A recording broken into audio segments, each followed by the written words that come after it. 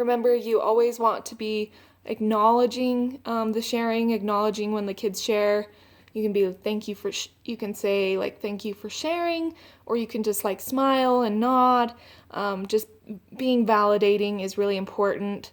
Like the same kind of communication skills have been talked about in the other trainings. Your nonverbal communication skills, you don't want to be like shut off, not like listening. You want to be actively listening and really show the kids, just be like approving. You don't need to necessarily agree with everything a child says, but just kind of being validating, like, that must be hard, that kind of thing. You can refer to your other trainings on that kind of response that you should give.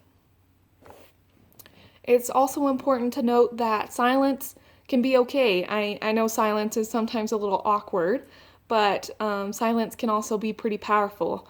It's something that happens during the empowerment ceremony sometimes, and I'll touch on that a little bit later. And so if there's like a long silence, you can kind of nudge things along, say something like, I notice it's been a little quiet for a couple minutes. Is there anybody who's wanting to share right now? And that can kind of help break that ice, because it's kind of hard at first for a kid to step out there. You can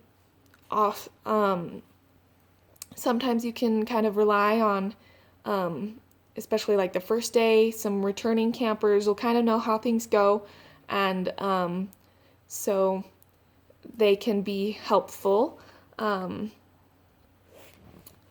With Cabin Chat and empowerment, it's also just important to know, like, kids show emotion differently. You might have one kid crying, and you might have another kid just totally stone face. You don't know what they're feeling.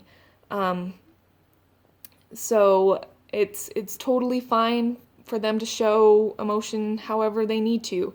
Not having a kid cry doesn't mean you're not being an effective counselor in your different things. It's totally a personal thing on how the kids show emotion. It's also really important to try to keep things positive. That's kind of where, if something negative comes up, you want to respond to it appropriately.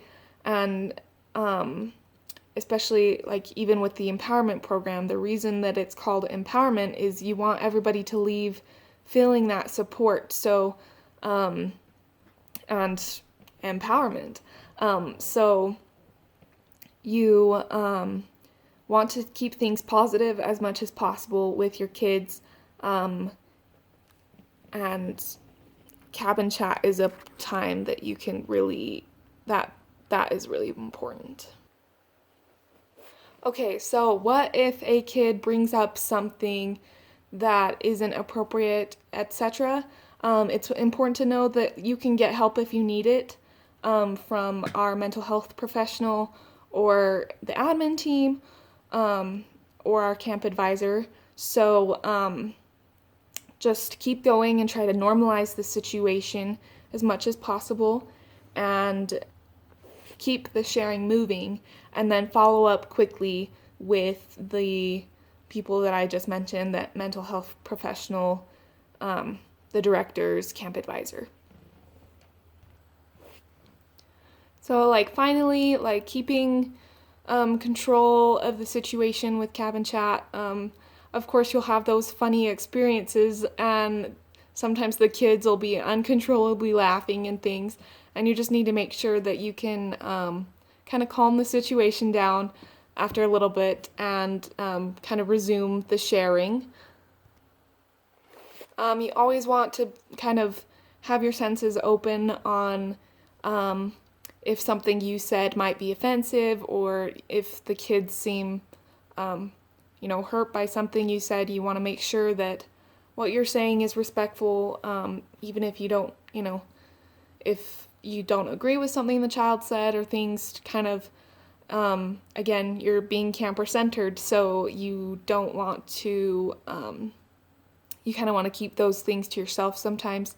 Um, and you can talk to other people if you're confused about something. We have some great people at camp that are kind of more experienced, and so there's always somebody that you can kind of talk things out with if you're ever confused on stuff.